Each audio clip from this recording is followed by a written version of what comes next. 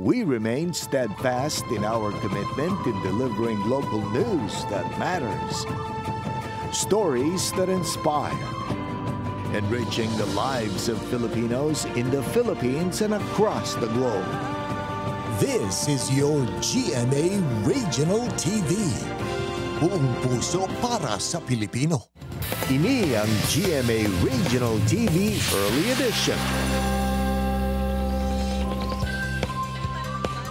Presyo sang bugas sa Iloilo, nagsaka sang piso kada kilo. Pagnubos ang supply sang bugas, ginatumod nga rason.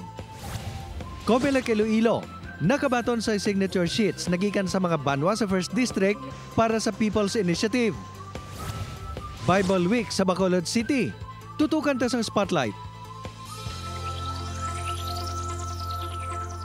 Hi there mga puso, good morning, good morning, good morning. Bugtaw na, mahaw. You're watching GMA Regional TV Early Edition. Hi Zen! Good morning, Adrian. Adlaw kita sang Webes, January 18, 2024. Hibalonta ng mga nagapangunang mga balita sa Western Visayas. Ako si Zen Kilantang Sasa, live dari sa GMA Iloilo Station. Kadasig sang inadlaw, no? Mga-weekend na. Ako naman si Ren Priatos live na live. Gikan diri sa GMA Bacol Station. Subo nga agad, dala sa po namon ng mga dalago ang mga balita ang impormasyon nga dapat ninyo mahibaloan bakit local news matters. Tutok na, kayari ng pinakaulihing ang mga balita sa bilog ng Western Visayas.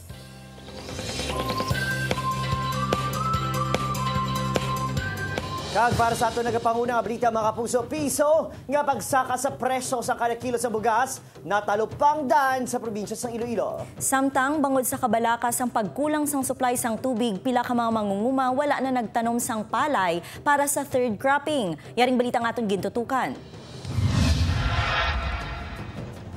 Natalupangdan ang piso nga saka sa kada kilo sang bugas sa probinsya sang Iloilo. Ang well-milled rice nga halin sa 52 pesos ang kilo, subong nagabili na sang 53 pesos. Ini nang pinakabarato nga presyo sa mga baligyaan. Sa subong nagadangat sa 2,650 pesos to 3,000 pesos ang presyo sang isa ka sako nga bugas. Nagig ka pagusto, wala ka pa-deliver, lang daw may limited na sila ka ginahatag simo.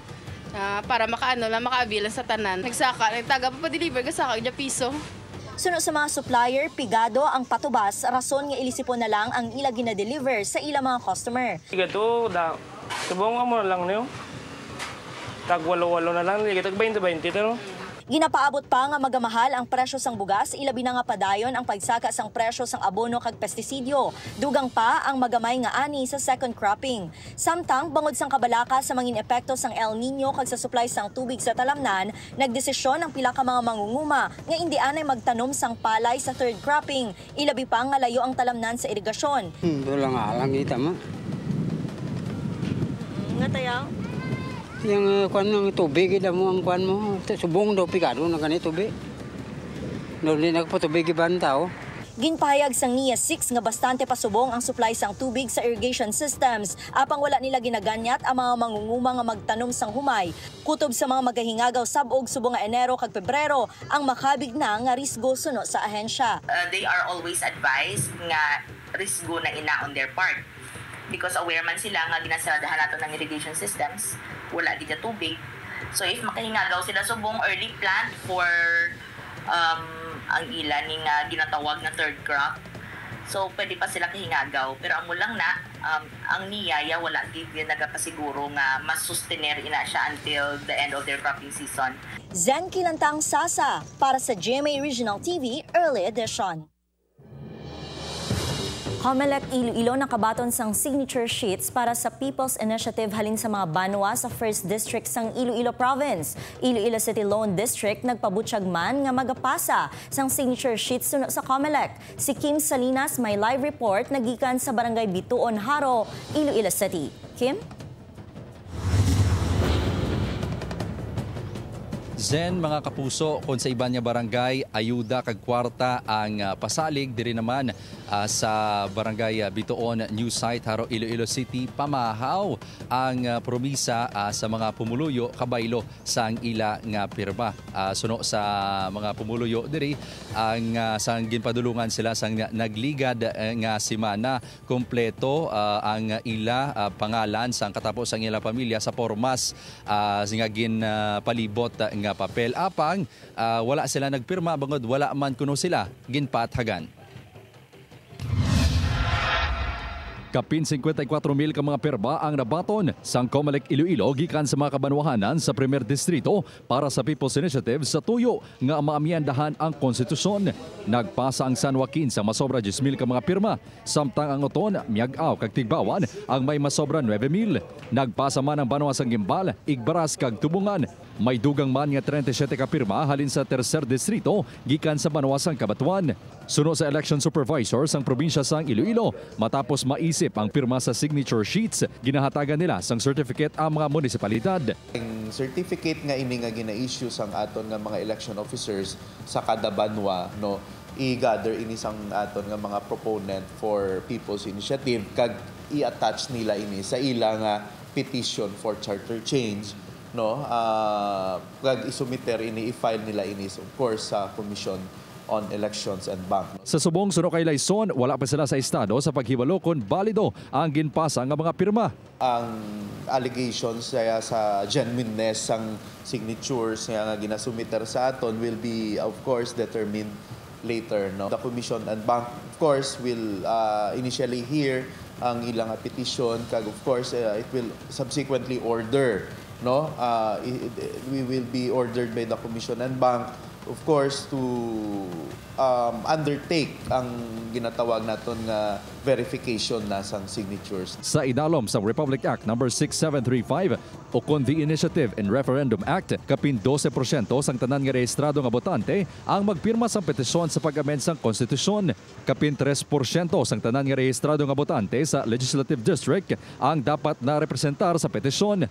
Nagpabutyag man suno sa Comelec ang Lone District sang Iloilo City nga magpasa sang signature sheets subong nga semana sa pagduso man sang charter change.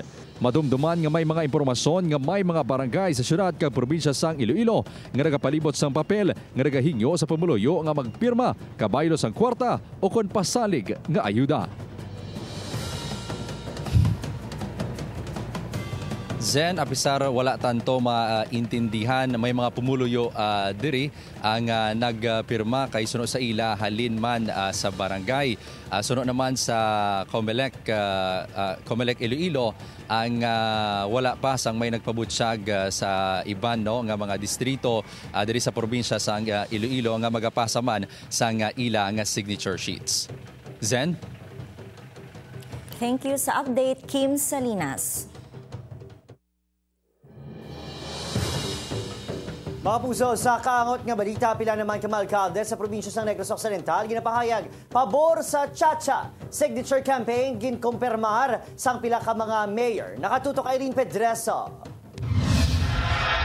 15 sa 32 ka alkalde sa Negros Occidental ang ginapahayag pabor sa ginaduso nga charter change o kon Chacha. Ini ang ginkumpirma ni Victoria City Mayor Javi Benitez, presidente sa Association of Chief Executives ng probinsya, pagkatapos ng ginpatigayon ng pagsinapos sa mga alkalde ng probinsya. Suno kay Benitez, tunga sa mga ini ang suportado ang local and economic provisions ng Chacha. Gin-survey ko the other day sa mga mayors kung in favor sila on this charter change. Again, majority okay sa charter change. Ginkumpirma man ni Benitez nga may pila ka LGU sa probinsya ang may na-monitor nga mga grupo nga nagalibot sa mga barangay para sa signature campaign. Isa diri ang Cadiz City. Actually, hindi na paigalisin siya ako. Initiate siya sa People's Initiative. Let's have consensus. Anong gusto sa mga tao? Consensus sa mga eksperto. Kan economic provision naman ang pag-istoryahan. Pabor naman diri ang amay sang probinsya. There's always been a call for charter change. Kung amo na lang istoryahan ta, okay kita sila. Irene Pedreso para sa GMA Regional TV Early Edition.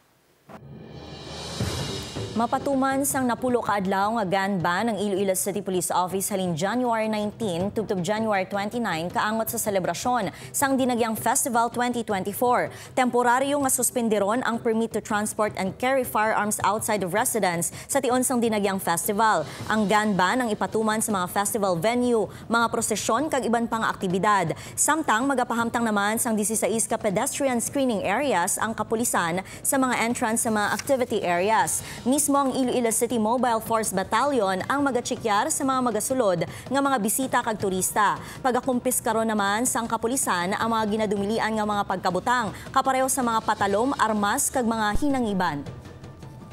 Magkooperar sa security measures nga i-implement sang aton kapulisan, no? There is particularly ang security measures nga implement sang ICPO para mangin matawhay, wala sang sablag nga maangkon kag aton pagid nga maipabugal nga ang Dinagyang Festival sa Iloilo City matawhay.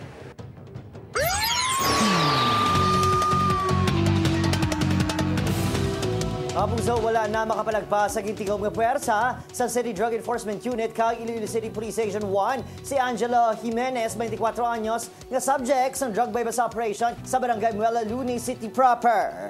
Una nga na-recover sa subject ang puno ka sachet sa suspected shabu nga nagabalor sang 646,000 pesos. Kag sang ginserbihan sa search warrant nakuha sa kwarto sining isa ka armas. Kag duga nga 100 grams sang ginapasuni shabu nga nagabalor naman sang 680,000 pesos. Santo sa impormasyon sa kapulisan sang Martes lang, nag-abot ang supply sang subject. Samtang naging madanlog man sang 3 ka beses apang sa ika-4 nga person, tigayon nga nadakpan sa Pavia Municipal Police Station si alias Alan. Upod ang iauton, pang-isa ka kinablos sa drug bypass operation sa may barangay Balabag sa Pavia. Suno kay Major Dadje de Lima sa Bacau, Mandurriao, kinakuha sa suspect ang iya supply kang nagabaligya sa droga sa iya karinderya sa amuman nga banwa. Base man sa monitoring sa kapulisan, nagabaligya man ini sa duwenya sa diin ini tumando. Nakuha sa ilang isa ka bulto sang suspected shabu nga nagabalor sang masobra 500,000 pesos.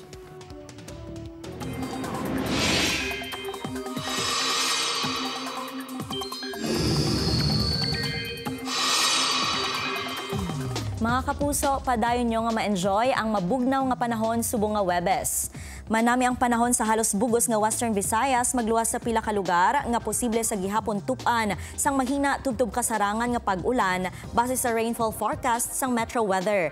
Hangin amihan sa gihapon ang nagaapekto sa Luzon kag Visayas suno sa Pag-asa. Samtang shear line naman ang nagaluntad sa nasidlangan sang Mindanao. Bangod sa amihan, mabalod kag delikado subong ang magpalawod sa magagmay nga mga sakayang pangdagat sa pila ka baybayon sang Northern kag Eastern Samar. May gale warning man nga papanaog sa kadagatan nga sakop sang Cagayan Valley Region, Aurora, kag pila ka baybayon sang Ilocos Norte, Quezon, Bicol Region, Dinagat, Surigao Provinces, lakip ng Siargao kag Bukas Grande Islands kag Davao Oriental.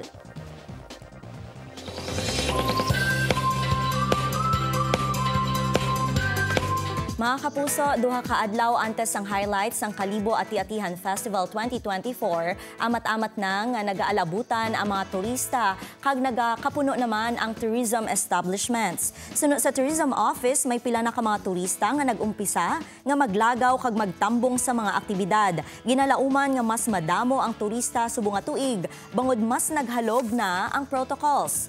Ang highlights sang Kalibo Ati-Atihan Festival 2024, hiwaton sa January 19 ang street dancing. Kag sa Enero 20 ang sadsad sa Ati-Atihan nga pasakupan sang 35 ka mga tribo. Samtang karon na ang Kapuso Fiesta kaupod ang inyong paborito nga Kapuso Stars. Get ready sa kilig nga dala ni Black Rider star Ruru Madrid. Kag pos-anay sa kaugot sa kontrabida nga si John Lucas. Ang asawa ng asawa ko Cas nga Sanday Lizelle Lopez kag Joe M. Bascon may surprise performances man. Kilit anay kita karon alas 8 sa gabi sa Pastrana Park, mga kapuso.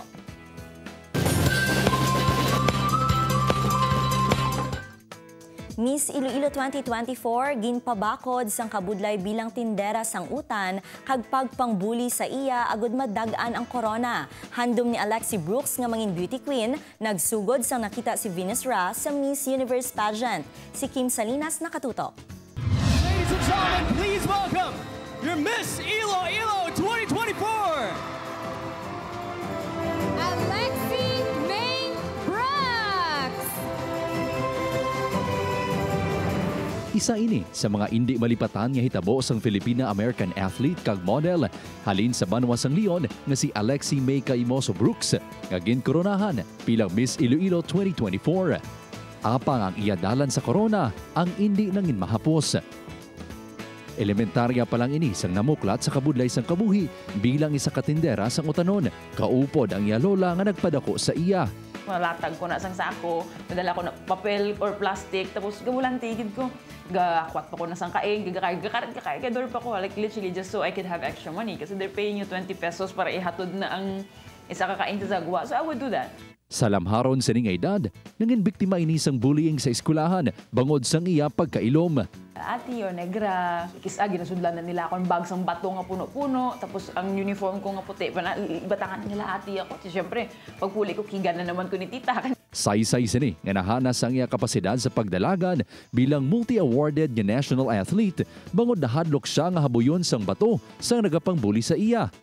Pila lang ini sa mga pagtilaw nga ginagyan ni Alexi nga mo ang naging pundasyon.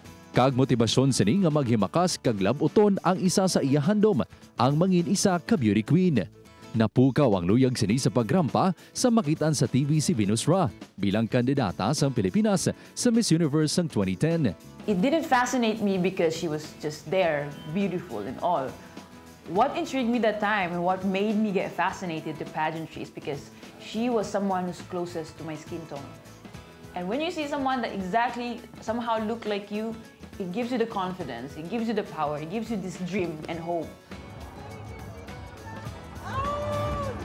Ang kadalagan ni Alexi, ang hindi lang iya, kundi ginahalad man sini sa iya lola basing nga nagtindog bilang iloy kag amay sini.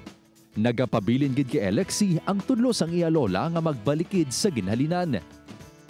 If it wasn't because of her, I don't think I'll be the same Alexi that people know right now. Kung ano ang ginahambal mo kanakara basta ka sabihan lang kag masarangan anak ko ay gid ating kamo nga bata matinomanon kag mapinalangkaon. Si Alexi maisog ang gintuwag ang sexualidad sini matapos sa talupangda ng mga laragway nga nakaporma lalaki. I'm androgynous, so there's days I'm feminine, there's days I'm masculine. I'm open to everyone. You can't really choose what it's your heart that when you like someone, you like someone. Pero yeah, I think for me, I'm androgynous, feminine, masculine, and I'm okay with it. I'm actually really happy. Wala pa man natapos ang pagdalagan kag pagrampa. Pamatuod si Alexi nga anuman ang imong sexualidad, duag, rasa o kung inagihan sa kabuhi, hindi iniupang sa paglabot sang mga handom. Kim Salinas para sa GMA Regional TV Early Edition.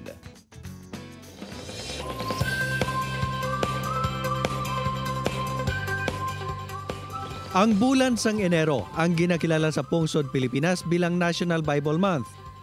Sa Bacolod City naman, mayara sang ginapatigayon nga Bible Week sa tagsaman ka bulan sang Enero. Tinutuyo sini nga mas mapahango pagid sa mga Bacolenyo ang importansya sang Biblia. Kag subo nga aga, ini ang tutukan ta sang spotlight. Hi there mga kapuso, welcome back. You're still watching GMA Regional TV Early Edition. This morning mga kapuso, importansya sang Biblia sa aton pangabuhi kag ang pagsaulog sang Bible Week. Sa Bacolod City nga aton tutukan sang spotlight. With us is Bacolod City Councilor Inoy Novero, anay man Vice Mayor sang syudad. Councilor, may aga. Hi. May aga man, Ruby. May aga sa GMA. Happy New Year sa aton tanan. First question, what inspired you nga iduso sa aton konseho ang ini nga okasyon?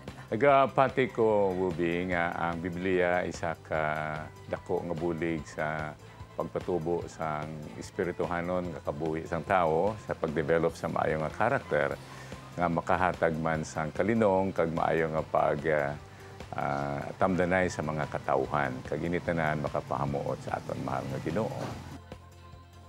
For sure, Councilor, that this would come as a challenge, Gideon, no? A big deal of a challenge. How do you feel nga madamo nga mga pamatanon subong ang daw wala nakahangop sa importansya sa Biblia ilabi na gid sa mga pamatanon nga makabig naton digital natives ang sa magbasa permi na lang online. Let's talk about your efforts. Also, upod ang grupo nga Gideons International. Amo na ang rason nga gina-encourage naton ang aton mga katauhan, tigulang man kag mga kabataan, professional o kon hindi, manggaranon o kon imol, nga mag-participate sa aton celebration sa Bible Week. Ang spelling sa Bible, B-I-B-L-E. Kung mo tanawon, that means basic instructions before leaving earth. Bangod manggani sini bilang miyembro sa Gideon's International, tagapangatagid kami libre sa mga Biblia, mga New Testament, sa mga eskwelahan, sa mga opisyalis ng aton gobyerno, sa ospital, sa prisuhan, sa hotels, kag bisan pagani sa kampo sa mga military kag mga rebelde. Attorney, this time around, I would want to learn from you. What is your principle naman about education and why it should transcend age? Ang Biblia is our direct relationship with our Maker by learning who He is and what we can become if we follow Him and anchor our lives on His teachings and commandments. Ang mga istorya dira alin sa book of Genesis, creation, up to the last book, Revelation, about the coming again of our Lord and Savior, Jesus Christ. Ang mga istorya sa mga heroes of the Bible, especially the story of the birth and death and resurrection of our Lord and Savior, Jesus Christ. Initanan ng mga istorya sa Biblia, makita nimo isa ka istorya nga nagahatag sang pagpasanag sa nadulman nato nga panguna-una nanungod sa ang aton relasyon sa Dios kag relasyon sa isa kag isa. Kag ini nagabulig pagkambyo sang imo pamatasan. Bangod sa mga natun-ani mo halin sa leksyon nga ginatudlo mismo sa Biblia, paagi sa aton mga Bible teachers, mga pastors, Sunday school teachers, makita nimo nga may mga bahin gali nga aton kabuhi nga dapat naton tadlungon, i-correctionan. If we can only humble ourselves and then admit that we need corrections, then we can improve and we can make things right and we can make our relationship with people right and our relationship with God right. Now, ano-ano ang mabalantaying highlights as we kick off our celebration next week? These are not your ordinary contests, I believe, no, but a campaign to know God by learning the Bible. Thank you very much, Bubi. Ang opening ceremony natin, January 22, first Monday. 22, 21, but it's Monday. And then, dira sa Government Center, Flagpole area, may pagpangamuyo dira ang imuon, may yutay nga mensahe nanungod sa Bible celebration, may panghatag sa mga Biblia, New Testaments, may ara kita extemporaneous speech contest nanungod sa Bible topics sa tanan, may Bible drill contest, may Bible quiz contest, may poster making contest, may ara kita duet, quartet, solo contest, ng mga gospel songs. Kag may ara kita Bible concert na hiwato natin sa 26. No?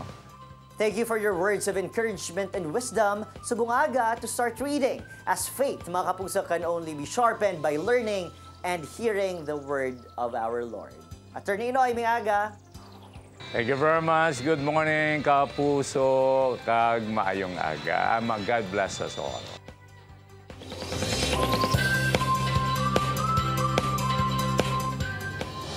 Kag sa iban pa nga balita, mga kapuso, Bacolod City LGU tuyo balikan ang joint venture agreement kag kontrata sa tunga sa Masiwa kag Prime Water. Alkalde, ginsita ang water district sa mga kapaltahan sini kag pasalig nga solusyonan ang problema sa tubig. Masobra 6 million liters ang tubig nagakauyang bangod sa leakage. Yaring report.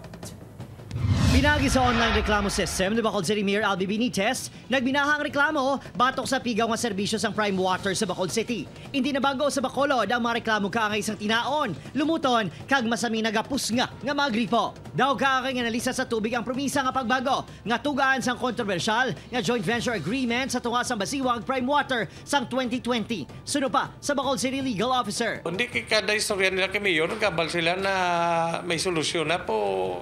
Gadamo ang complaint Japon nag-aabot kay Mayor. Mando sa alkalde kay Attorney Ting nga balikan ang kontrata kag sukton ang dapat may alatubangon sa mga konsumidor sa syudad. Wala katapusan na problema ang Basiwa eh. Kay next 2 years siya pa yung solusyonan niya ang subong na problema.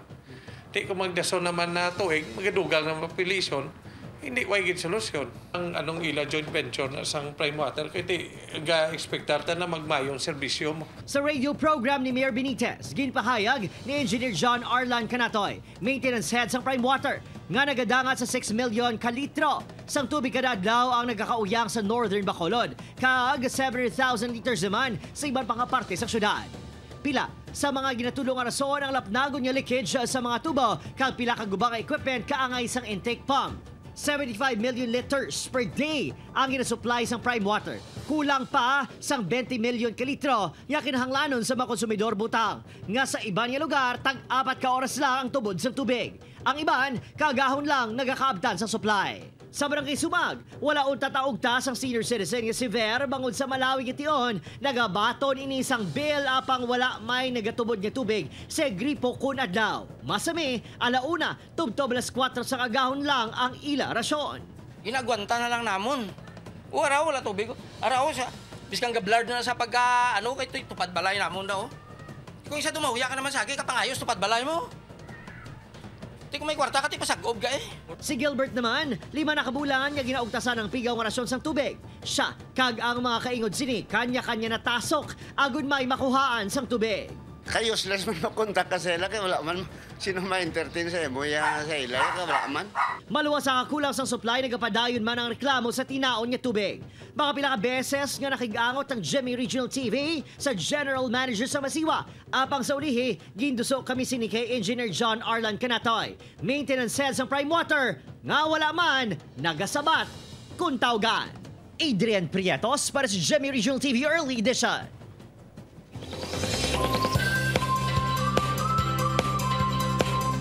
Mga kapuso, karon na sa gabi pasalida sang 12 ka mga kandidata ang ila katahom talento kag kaalam para makuha ang corona bilang Miss Sinulog sa Kabangkalan 2024. Sa Coronation Night, alas 7 karon sa gabi, bantayan ta kung sino sa ila ang magapangibabaw. Syempre, ang kahiwatan mangin mas espesyal bangod magaperform si Asia's romantic balladeer Christian Bautista. Isa sa mga magaserbe nga judge si Billy Hackinson. Kilita ay kita mga kapuso sa K-Center Gymnasium.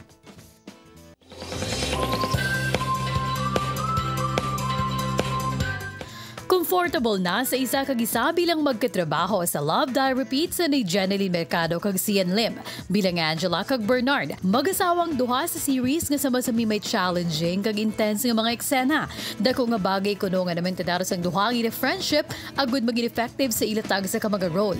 Ang dugang pa nga maagyan ni Angela kag Bernard bantayan mga kapuso sa Love Die Repeat 8:50 PM sa GMA Prime pagkatapos ang Black Rider.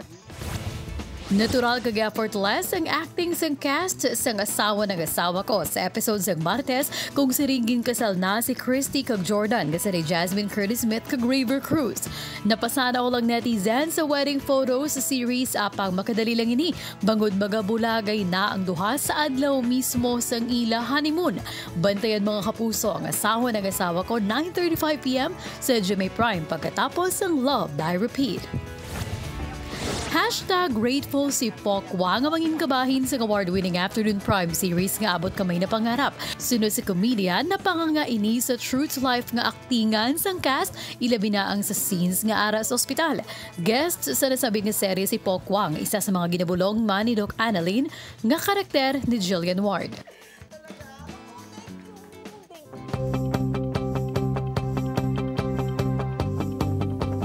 Zen mga puso, ang Biblia nagaserbing nga giya sa nagakaigo nga direksyon padulong sa kaayuhan. Ilabi na sa tion nga arak ka sa sala nga dalan. Matuod din na Adrian ang Biblia para sa tanan pero mas kinahanglan ini sa mga madamo sang kasalanan. Sinugani sa American novelist nga si Dwight L. Moody, the object of the Bible is not to tell how good men are, but how bad men can become good.